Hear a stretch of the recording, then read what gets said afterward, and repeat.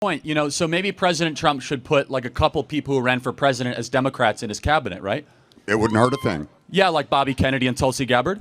Bobby Kennedy, I wonder if his... Well, if Bobby his Kennedy true... and Tulsi ran for president as Democrats. Has that ever happened in modern American history where a president has put two people who ran against him for the presidency in his own cabinet? Has that ever happened before? Doesn't that help heal a country? See, that's the division I'm talking about right there. No, but help me. He's asking me a question, and he turned on me and said, okay. Get him. Hold on. Charlie Kirk hosts an impromptu father-son therapy session live for all of our enjoyments.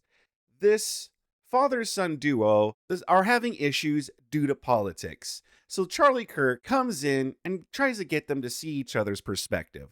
Let's see how this impromptu therapy session hosted by Charlie Kirk goes down. How it works, we're going to do an open mic here for a little while. It's a short notice, first time here at USC, and it's great to be here, guys. So we're in an open mic. We'll have some questions and answers, and if you make a good point, you get a hat, and you got to earn the hats, everybody. So, look, I got to be honest, I'm a big Oregon Ducks fan, so I'm not going to do any of this fight on stuff. So, but it's good to be here. So, I don't want to say anything too antagonistic, but we'll save that for later. All right, yes, sir. All right, we'll get started here. Thanks for being here, guys. Thank you. Hello, guys. My name is Joey. I brought my father with me. He's a very liberal father, and I'd like. I'm part of the enemy within, the radical liberals, and I have a question for you. Okay. Our family's divided. We're divided the same way the nation is divided. I'm conservative, by the way. Well, I gotta say, I was not expecting that. I was not expecting the son looking the way that he does to be the conservative, and this gentleman right here to be the liberal. Color me surprised. And we fight about this all the time. I see the nation coming to the same blows that we are coming to on a daily basis. Yet I don't see the president or anyone in his administration even addressing the issue of the division across our country and across our families.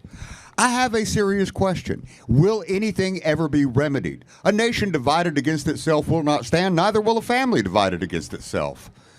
Is there any hope? Good point. Well, it's not Donald Trump's job to make sure your family's not divided, dude. Point, so maybe President Trump should put like a couple people who ran for president as Democrats in his cabinet, right? It wouldn't hurt a thing. Yeah, like Bobby Kennedy and Tulsi Gabbard. Bobby Kennedy, I wonder if his... Well, if Bobby his Kennedy true... and Tulsi ran for president as Democrats. Has that ever happened in modern American history where a president has put two people who ran against him for the presidency in his own cabinet? Has that ever happened before? Doesn't that help heal a country? See, that's the division I'm talking about right there. No, but help me. He's asking me a question, and he turned on me and said, okay. Get him. Hold on, that's a father-son issue. We're having a dialogue. Yeah, that's it. But right? Hold on, that's normal, okay? And that's fine. I'm asking you a question, though, because it's easy to call Trump divisive, but answer and think deeply about this before you answer. Doesn't that say something for unity to bring two people that were Democrats that both ran for the presidency into your own cabinet? That's bringing the country together. Has it worked? That's my... you may be right. It is certainly representative of some inclusion. However, it doesn't seem to be working. Did Obama or Biden ever bring Republicans who ran against them for the presidency in their own cabinets? I don't believe so. Yeah, so maybe Trump has gone above and beyond more than the media would give him credit for healing our nation's divides. I think that's noteworthy, right?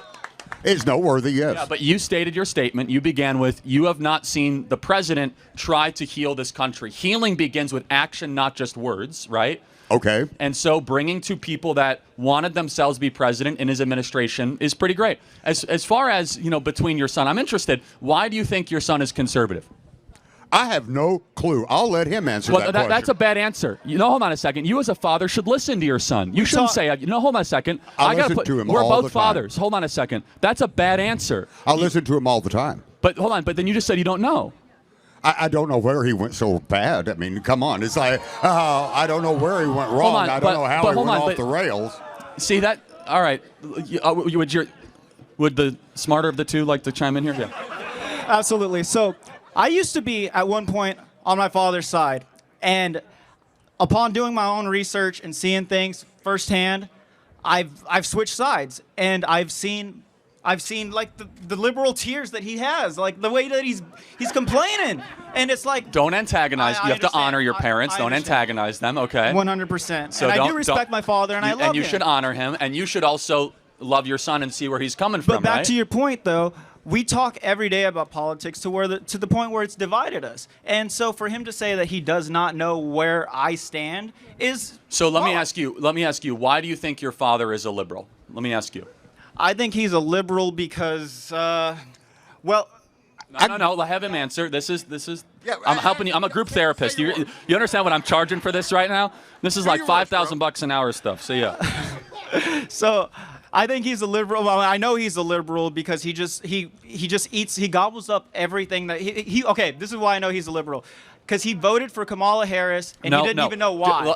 Do you think that maybe he wants to believe government will do good? Maybe that's. Of course. Okay, good. Is that a good answer? Yes, sir. Now maybe your son is going more conservative because he thinks government hasn't done a lot of good. Is that maybe a fair charitable interpretation? That makes relative sense. Okay, so now we're getting somewhere. So you guys have a generational divide. You look at government as being probably a force for good. He's grown up in a circumstance where he's seen government declare wars and do a lot of nonsense like the Iraq War. He's not in his head.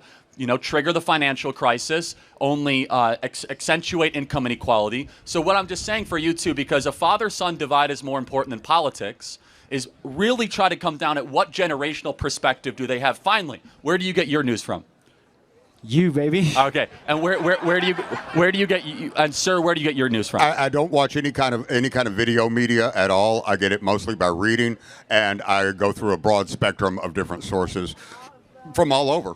So here's what I'll just say in closing, guys, is that never let politics get in the way of the beautiful relationship between father and son. My advice first is for the son to the father, understand he comes from a different generational perspective. He thinks government is probably a good force and, that we shouldn't question our institutions. Now, your son, understandably, is seeing it harder than ever to own a home. He's seen a border wide open. He's seen lies from politicians. He's seen the enrichment of the ruling class. And instead of interrupting and want to get in an edge smartly, be like, maybe my son is processing a way that I might not agree with, but he's growing up in a different circumstance than I ever would. Final point, sir.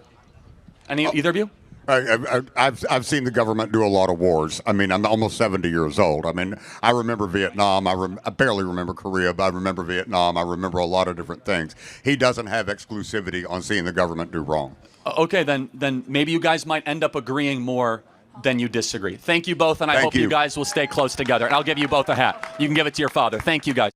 So clearly, the father did grow, he did grow liberal, and obviously he raised his son liberal. I mean, you look at the son, definitely raised in a more liberal household, and it seems like the son has seen the light where the father is still stuck in his ways.